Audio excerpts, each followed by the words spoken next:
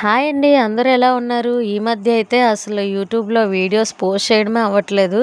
ఇంకా వీలైనప్పుడల్లా పూజ వీడియోస్ అయితే పోస్ట్ చేస్తున్నాను. రీసెంట్‌గా తీసినవైతే అవన్నీయే కాబట్టి. ఇంకా స్వామి మాలలో ఉన్నారు కదా! నేను ఆఫీసు, అటువైపు పాప స్కూల్ ఇవన్నీ బిజీ అయిపోతుంది. ఇంకా యూట్యూబ్‌లో టైం స్పెండ్ చేయడమే అవ్వట్లేదు.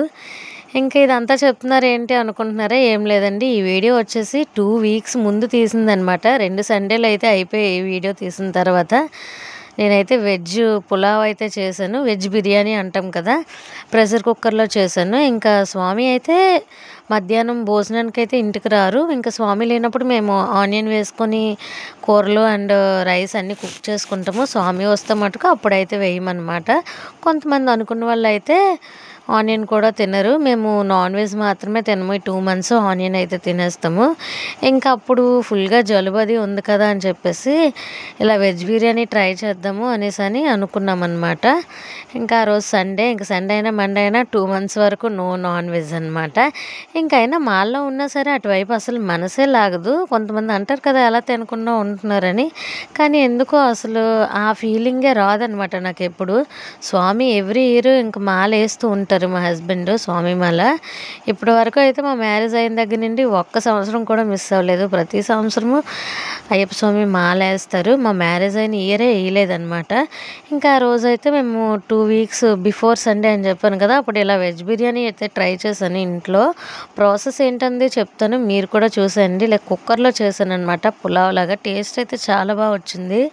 నేను వెజ్ బిర్యానీకి కావాల్సినవన్నీ నేను కట్ చేసుకొని ఒక పక్కనైతే పెట్టుకున్నాను.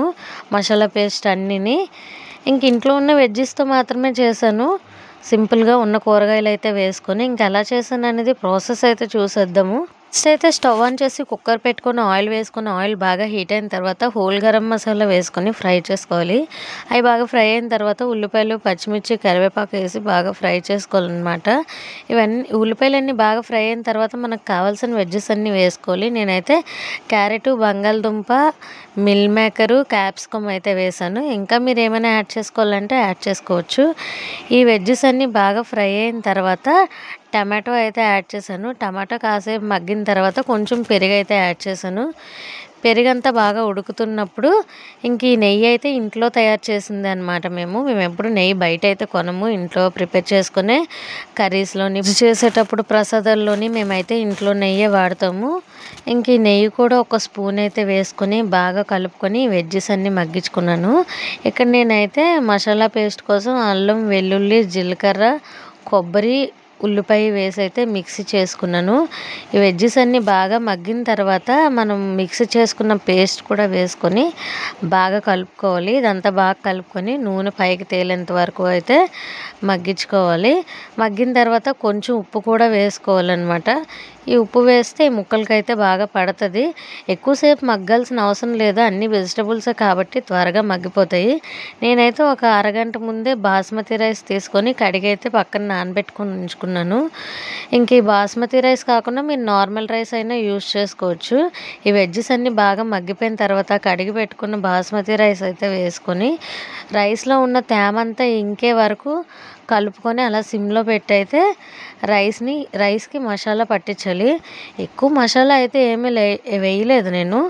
ఇంకా ఎక్కువ స్పైస్ ఇంట్లో ఎవరు కూడా తినరు. పిల్లలు కూడా తినరు కదా అని చెప్పేసి ఈ రైస్‌లో తేమ మొత్తం ఇంకిపోయిన తర్వాత మనం ఎంత క్వాంటిటీలో రైస్ తీసుకున్నామో దానికి డబుల్ క్వాంటిటీలో వాటర్ అయితే వేసుకోవాలి. నేను ఇక్కడ గిన్నె సగంకైతే రైస్ తీసుకున్నాను. 2 గిన్నెలు నీళ్ళైతే వేసుకొని ఉప్పు అయితే ఒకసారి చెక్ చేసుకోవాలి. టేస్ట్ చెక్ చేసిన తర్వాత కొంచెం నెయ్యి, ఒక హాఫ్ చెక్క లెమను పిండేసుకొని లాస్ట్‌లో కొత్తిమీర యాడ్ చేసుకొని బాగా కలుపుకొని ఇంకా కుక్కర్ మూత అయితే పెట్టేయాలి.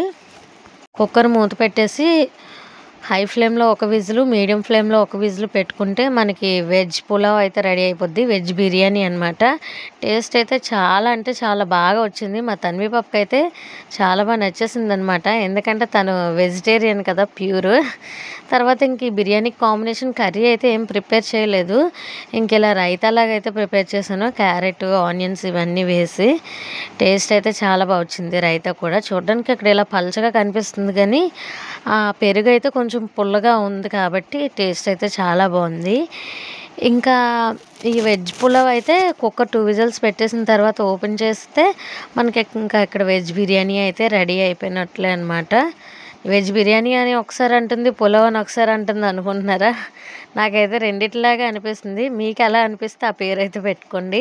వెజ్ పులావ్ అయితే కొంచెం వెట్గా అనిపిస్తుంది కానీ వేడిగా ఉన్నందువల్ల ప్లేట్లో వేసుకుంటే డ్రైగా అయిపోయి కాసేపు చల్లారిన తర్వాత అయితే పొడి పొడిలాడుతూ చాలా బాగా వస్తుంది టేస్ట్ అయితే. ఫస్ట్ ఇంకా ఉడకగానే మా తన్వికి ఆకలి అంటుందని చెప్పేసి ముందు తనకైతే తినిపించాను. టేస్ట్ చాలా బాగుందని చెప్తుంది. మీరు కూడా ఈ ప్రాసెస్లో ట్రై చేయండి. టేస్ట్ అయితే చాలా బాగుంది. వీడియో నచ్చితే please like and share, subscribe. Thank you.